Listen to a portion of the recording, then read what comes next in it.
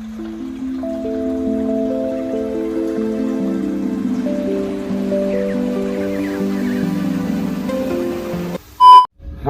Pilovers, jumpa lagi dengan Yusuf Gapi. Nah teman-teman, kemarin ada pertanyaan yang cukup menggelitik. Nah pertanyaannya begini, Pak D, apakah harus akuarium ikan gapi menggunakan sistem pembuangan? Sebelum saya jawab, saya mau cerita dulu atau menunjukkan ya rak yang pertama kali saya pakai. Jadi dulu pertama kali saya pakai ya mungkin sekitar 2017 saya beli ini teman-teman. Tada! Ini adalah rak yang pertama kali saya beli atau saya pesan ya, dengan akuarium berbeda ukuran ya. Yang ini 30 kali 30, ke belakangnya 50. Yang ini 45 kali 30, ke belakangnya juga 50. Karena waktu itu kegunaannya memang berbeda teman-teman. Yang 30 kali 30 itu gunanya untuk mengawinkan ya. Dulu saya pakai untuk mengawinkan. Sedangkan yang 45 kali 50 ya, 45 kali 30 kali 50 ini untuk pembesaran. Jadi untuk remaja itu kita taruh di sini waktu itu. Nah makanya ada dua ukuran. Terus saya beli yang kedua itu ini. Nah ini kita pakai untuk progres semua ini ya waktu itu. Dan ya pada waktu saya memulai dengan rak yang baru itu tanpa sistem pembuangan teman-teman. Jadi masih manual. Jadi waktu itu ya kalau kita nguras harus kita turunin dulu, padahal ini berat teman-teman. Berat ini.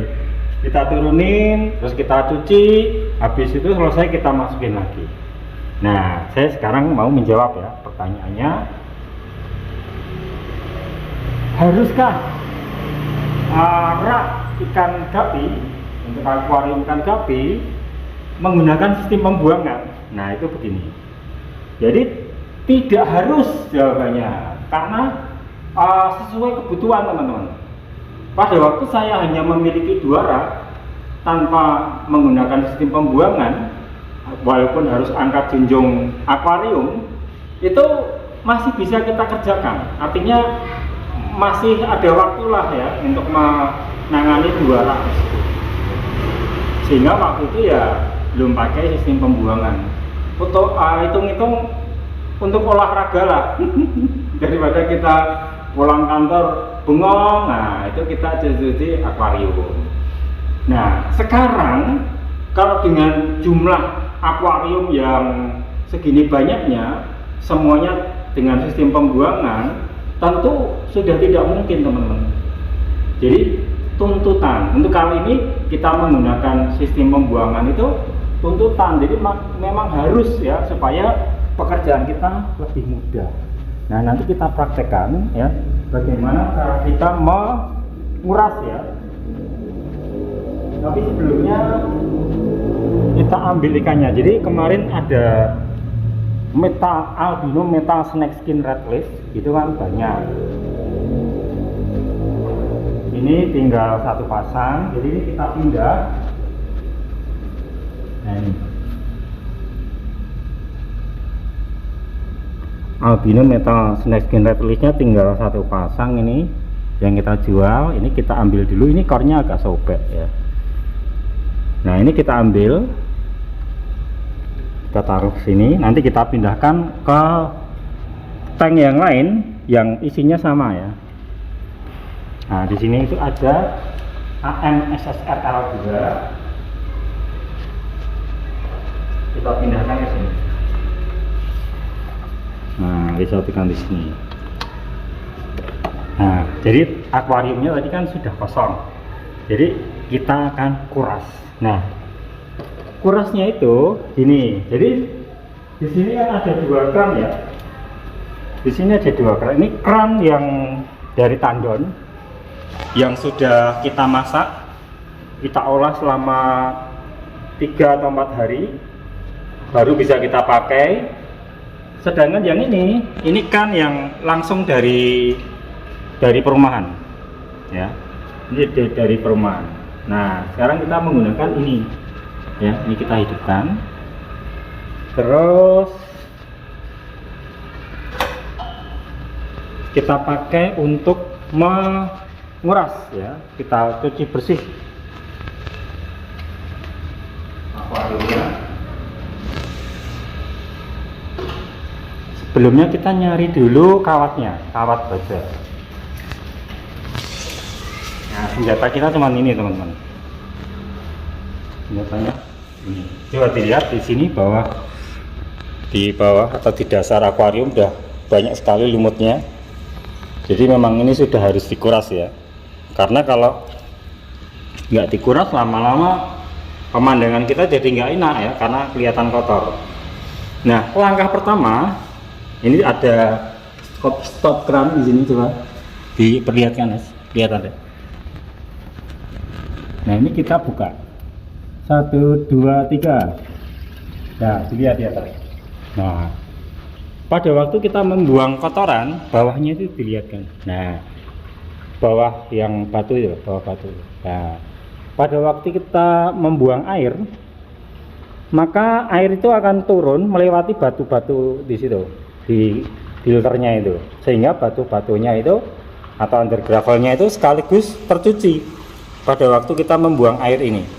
Airnya ini sebetulnya bening teman-teman. Airnya ini bersih ya, jadi bisa untuk sekalian nyuci under gravelnya. Cuman di sini kan kotor ya, bawahnya udah kotor. Nah itu kan airnya sekaligus mencuci under gravel ya. Nah kalau sudah kan udah turun banyak ini kita ambil dulu batunya ini, air stone-nya. Terus ini kita pinggirkan ke sini. Terus kita gosok-gosok dasarnya.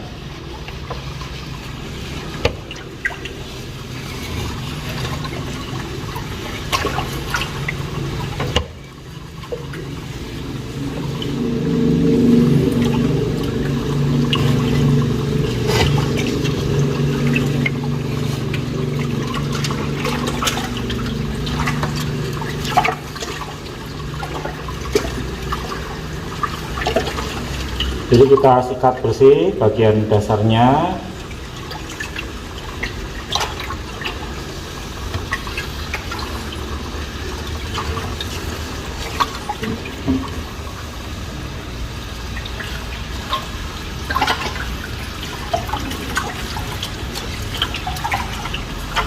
Terus bagian depan sini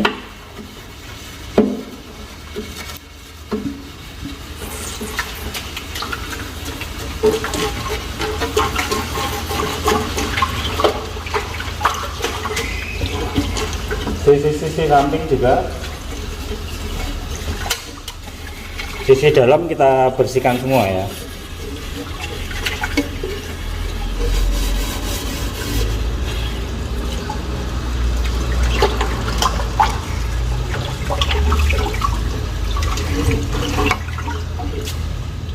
Ini batunya yang berjatuhan kita masukkan lagi ke wadahnya.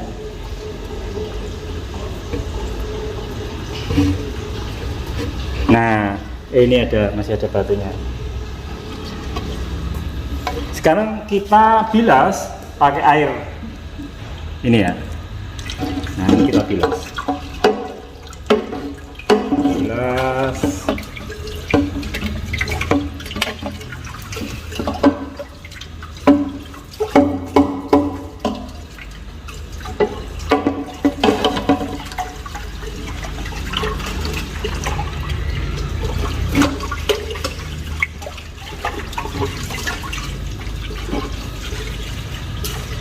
Kita bilas lagi.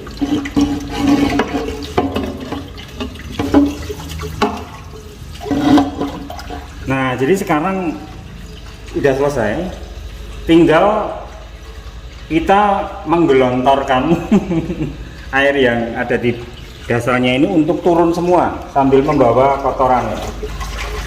Sambil membawa kotoran.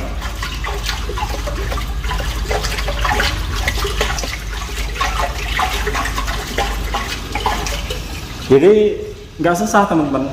Kalaupun kita mengerjakan itu misalkan dalam waktu sore hari kita mengerjakan 10 akuarium pun nggak terasa capek.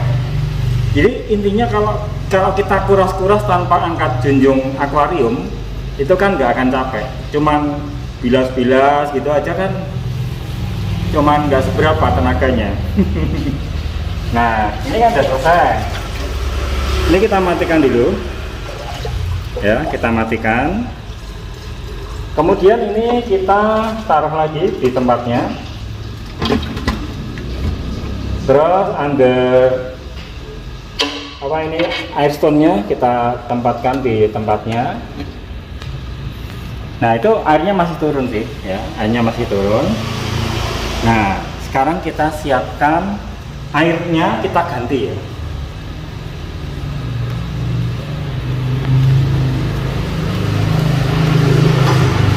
Nah ini yang tadinya air PDAM ya, kita ubah ke air tandon.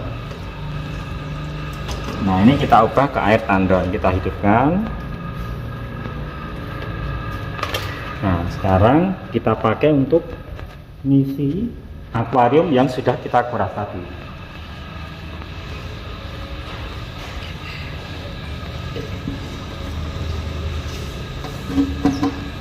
Oh, di atasnya belum dihidupin, lupa. Di sini ada stop krannya supaya untuk jaga-jaga ya, jangan sampai ada orang pakai yang ini ya, karena ini kan air yang sudah dimasak ya, berharga sekali. Jangan sampai dipakai untuk yang lain kecuali ngisi akuarium, maka saya kasih pengaman di sini biar nggak dipakai. Ini kita buka. Nah ini baru bisa dipakai dah tuh, sudah ngisi itu.